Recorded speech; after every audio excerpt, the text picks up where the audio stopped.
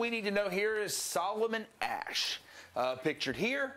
And so what Solomon Asch did was set up an experiment that was absolutely perceptually obvious. He was like, well, can I get people to conform in a situation where the answer could not be clearer? And you got to think about this. He didn't want to test conformity with any kind of controversial issue, right? He didn't want to do abortion. He didn't want to do the rights of animals. He didn't want to do anything where there would be controversy. He wanted a situation that was obvious. What? Fire. No, he didn't do fire. That would be one that was obvious. But even then, people might disagree on how dangerous the fire is and how close you should get, and you know. So what he did was, so imagine you've signed up for this experiment, right? So if you remember being an intro psych student here, right? You have to sign up for experiments, and you would show up, and the experimenter says, all right, here's what I need you to do. I need you to tell me which line is going to match a standard line. And I don't know why this doesn't want to work. Which line is going to match a standard line? So here is my line. And then I need you to, I'm going to show you a couple of other lines and just tell me which one matches. Right? Easy enough. Give you all some credit here today. So which one? So if I were to go, which one of these lines matches my standard line? All right. It won't clear out or anything either up here. All right. So easy enough, right? This is all we're going to have them do. You're going to try to match this. Easy enough, right? The answer is what? 2, right? All right. So what's going to happen though is everything's going to go quite simple for several trials. So trial 1. We do this, put up another standard line, other comparison lines, trial 2, trial 3, and so forth. Well, what's going to be the most interesting is after the 3rd trial, he's going to and the subjects are all sitting there, and I realize I need to tell you what's actually going on in this experiment. So we have, let's imagine, we don't worry about sleep here. All right, we have subject 1, subject 2, subject 3, subject 4, subject 5, right? And here we have, subject 6. So what he's going to do is, instead of y'all answering all at the same time with clickers, he's going to go down the line. And he's going to go, okay, subject 1, which one matches? 2. Subject 2, which one matches? 2. Subject 3, which one matches? 2. Second trial, new lines, so forth. Then on the 3rd trial, something interesting happens. He shows the standard line and some comparison lines, and subject 1 says 1. Subject 2, 1. Subject 3, 1. Subject 4, 1. Subject 5, 1. What does this person do? Why would they say 1? Okay, you walk in a room full of strangers. The answer is perceptually obvious. Why would you say 1?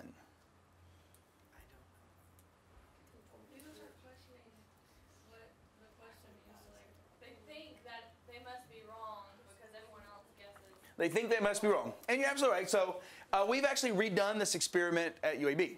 And we did it with shapes instead of lines. So we had like a star and a square and a triangle. And man, you can cut the tension in the room with a knife. Students are like, after the 3rd trial, they're looking, right? They're sitting there and they're like, right? Like you're saying, like did the rule? What are we supposed to do? Well, you need to match the line to the comparison line. Okay. The comparison line, right? Yes, okay. Very confused. They would get up and look at the cards. They would show they're obviously very nervous. But the question here is, what does the subject actually answer? And you got to think of this. You walked in a room full of strangers. Nothing's at stake. The answer is perceptually obvious. What percentage of people do you think will conform? Unfortunately, this isn't 60. 60 is a good guess. What I actually found is 75% of people agreed at least once. It is crazy. But remember, well, it isn't as crazy. Remember, we've seen, syncretism. We've seen the powers of conformity.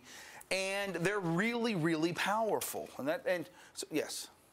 I was wondering, these only happened when the results were revealed to the people, not if they're like in like a secret room by themselves, like doing it. No, yeah, they're with other people. So if they're shown the results from the other people. They're not shown. So instead of they didn't have clickers then. This was pre.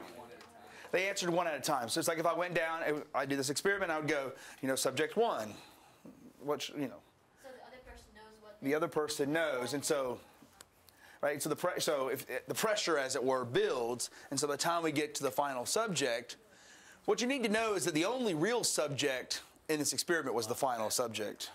Everyone else was working with Solomon Asch. They were Confederates who were yes. Well, I was going to say, or ask, did he have say it was a woman that was number 6, say that's your person, was it 5 women of the same age? He had males, females. The issue was not a gender one.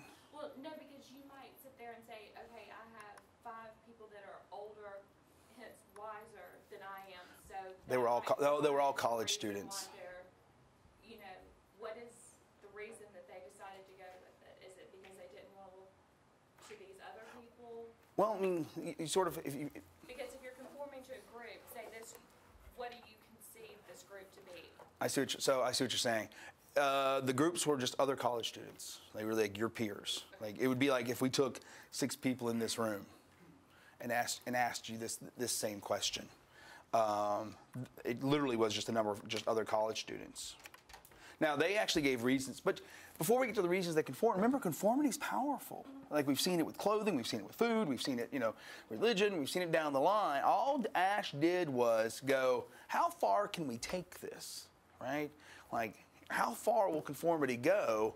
Will people even deny their own eyes? Yeah. I mean, so you're right. If I were in a group meeting where everyone else was my boss, and I'm sitting there, I might think, well, they know more than me. But this was, imagine I took 5 of your peers, and whatever you think about them. 75% of the time, people did at least once. Does that answer? Mm-hmm. I mean, so they gave 2 reasons, and y'all hit at some of them already. One is they said, well, the other people must know something I don't know. Like, they're correct. And you can imagine this might be the situation you're describing, where it's like, okay, my bosses may know something, or the chair may know something, or the dean might know something that I don't know. And that's a legitimate reason, right? So even though you don't agree with something, you're like, well, right? So one is informational. Well, there's another reason that people conform in this, and they don't want to appear deviant. Right? Everyone else is saying 1. I don't want to be the only one not. Well, think about the situation, though. In this situation, the answer was perceptually obvious. You're in a room full of strangers. What about real-world situations? Well, we're not talking about lines, but gun control.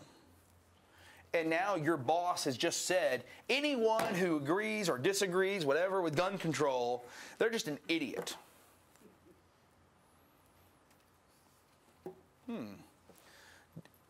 What would you likely do? Are you going to stand up and go, I would like to say, as Patrick Henry once said, or, probably not. And that's the power of the Asch experiment is we know conformity is a huge power. We know conformity matters. All Asch did was go, this is how far we can take it. We can get people to even deny their own eyes. And that's really the implication here of this experiment. That 75% of people, at least, will go in a room full of strangers. Does this bother? I mean, it's one thing to go, oh, we all wear pants, like, oh, wow, or, we're all wearing shoes. It's another to go, everyone else thinks, the sky is red. They've done experiments like that, too, where they have a bunch of people look up. You might remember this, there was an old show, Candid Camera, where they would do stuff like this. They would get a bunch of people to do an action, and other people just come up and go. You know. Yeah, and then they go your own candid camera. This is, I mean, it's like everyone listening to that thrift store song. I can't figure out for the life of me why that's no. Flea Market Montgomery? No? No, there's the number one song for the past month has been the song called Thrift Store. Oh, different. Oh, no, there's another one? Yeah. Oh my God. Ugh, I can't even listen to the first one. Don't tell me about the second one. I don't need to fill my head up with that. I'll lose something if I learn anything new. I really don't know it. It's number one. It's awful. It's abysmal. What? It's number one on the Hot 100 right now. It's called Thrift Store by McElvey or. What kind of music is it? It's number one on the Hot 100. Do y'all listen? There's a thing called the radio that some people, apparently other people listen to. I don't listen to it. I don't listen to the radio. Yeah. I collect every number one song on the Hot 100. Anyway. I do. I have them from. No, I have every number one from 1958 to. I'm gonna give a lecture on it coming up here. So okay, so what would be the case? Do you think people are more likely to do this as to their friends, or their boss, or imagine you go over to your boyfriend or girlfriend or both. I'm not here to judge. Their house and their father says something that or mother that you were like, oh. You had that happen? And you're like, You know, and you're like, okay, is it worth ruining this relationship to correct them?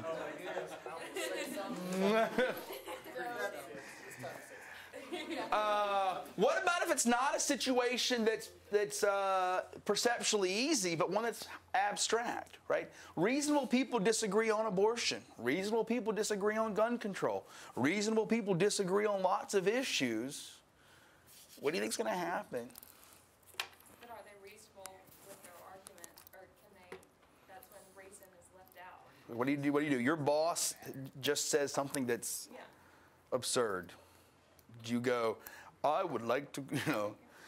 While you may think that the capital of Canada is, you know, Saskatchewan, or it turns out that Africa is not a country.